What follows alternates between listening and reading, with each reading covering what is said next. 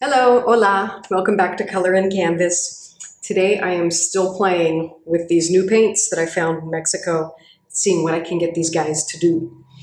So let me show you what I'm using, even though you probably don't have it. You know, half the fun is trying new things and learning how to work with the materials that you have, because we don't all have the same brands and we don't all have access to the same stuff. So here we go. What I'm working with today are these little Pinto paints and these Indart paints. These are all Mexican brands.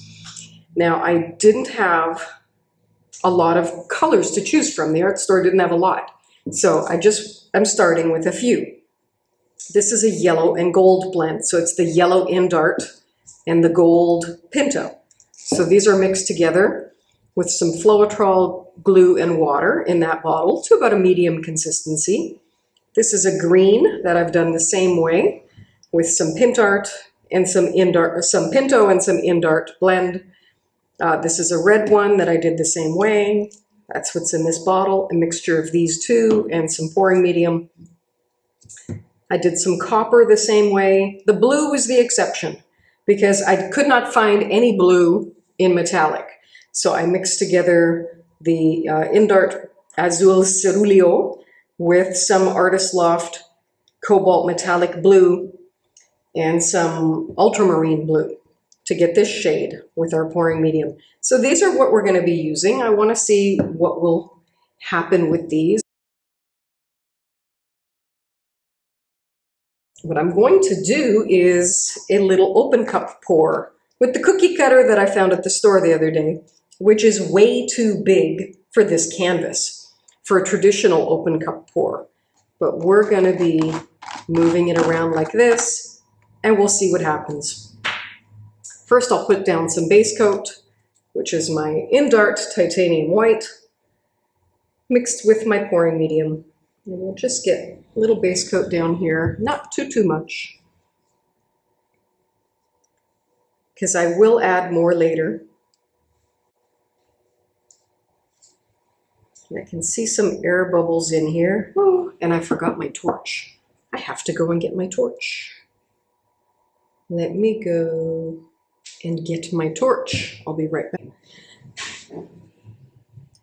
So I'll just spread out this base coat a little bit. And there are some air bubbles in here because I just mixed up a new batch. And it's a little bit thick, and that's okay.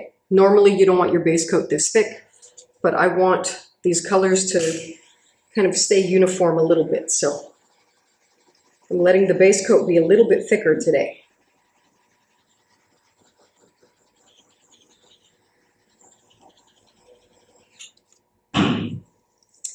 All right, let's put our cookie cutter right in the middle.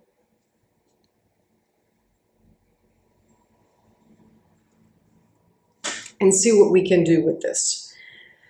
Okay, I'm gonna start by just putting a layer of each of these colors in.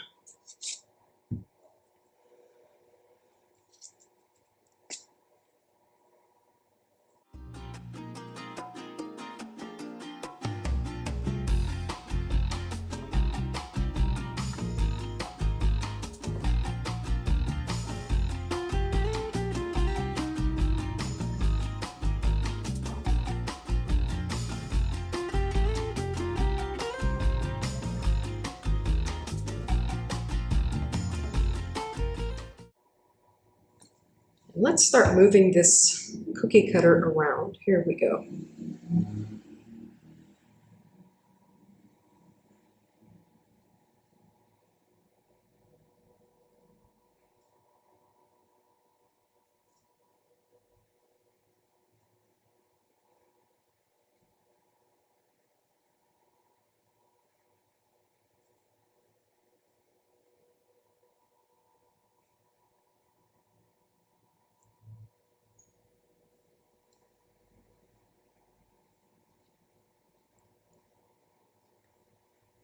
Oh, I love it.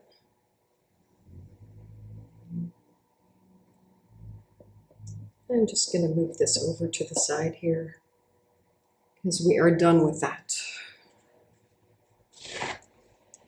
Yeah, we have a lovely snail at the moment, but what we want to do is tilt it and get all of this center out to the edges. So let's do that. Let me put these away. I think we have enough paint on here. I will put some more paint along the edges so that it flows smoothly.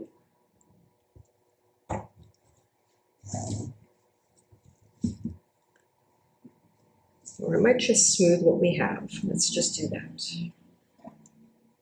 So I think we have enough.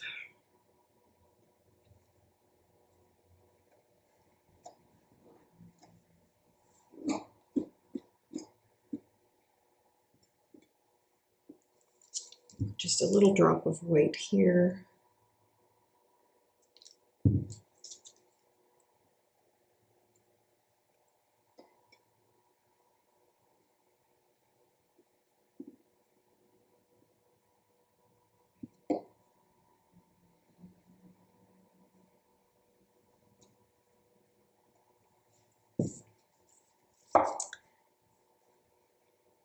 I'm going to move this cookie cutter over because I'm going to knock it over somewhere.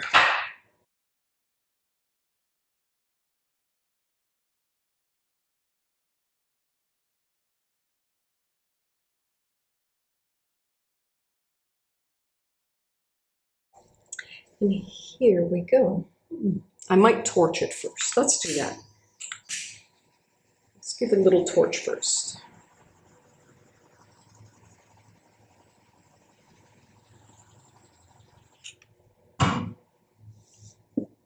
And here we go.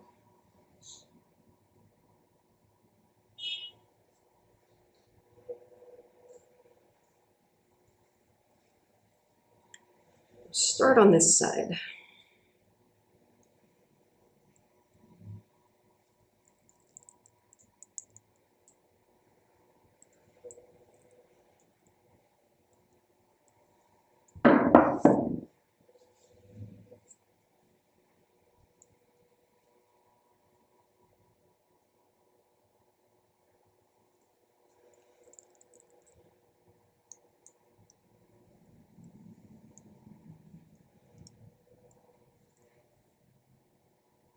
So cool. Oh, there's a little blob in the paint. I can see it. All right, let's get the little blob out. Aha! Blob be gone. And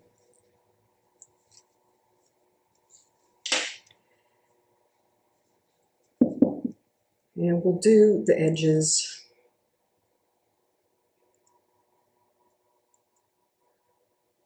I was going to leave the negative space, and I'm thinking I don't want to. That's all. I was gonna, and then it's like, nah, we'll finish the thing. The edge didn't quite go over the way that I wanted it to. Now it has.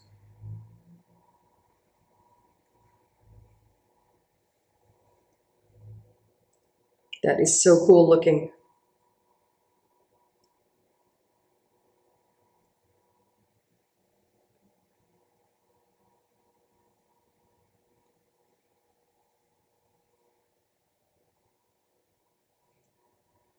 And I am going to leave some of that white. That is so cool. I don't know if you guys think it's so cool, but I do. Just checking the edge, yeah. Paint over all of it. All the edges are covered. That is so crazy looking. And these white cells where the paint is breaking up, I can't quite tell what's going on here because this is a learning experience. New paint, new pouring medium, new ratios, new result. And so in that base coat, part of it was a mistake because I had used zinc white instead of titanium white. And for those of you who do brush painting as well as fluid art, you know that zinc white is semi-transparent.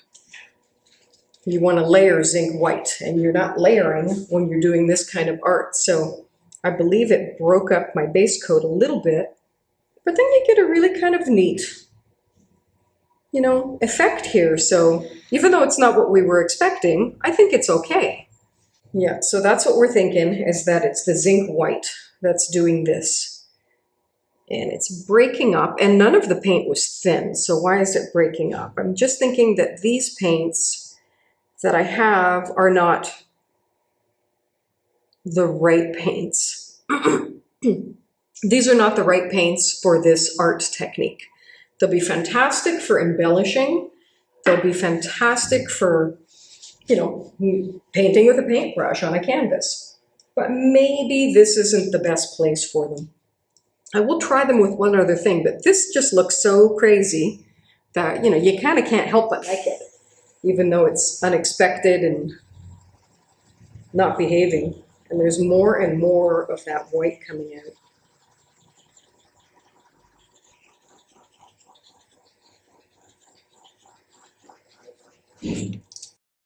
Well, we're back, and here it is. Here is the Joker, and it's dry. Now you guys can definitely see why I called it the Joker. There he is in the corner. All you do is turn the painting around sometimes, and you get a whole different perspective of what you've poured. Thank you to my friend Judy, who pointed out the Joker the second she saw this painting. She has such a great eye. Anyways, thanks again for watching. We always appreciate it. I hope you learned something. I hope you enjoyed it. And I hope you go and paint something beautiful and have a wonderful day. Happy Halloween. Bye-bye.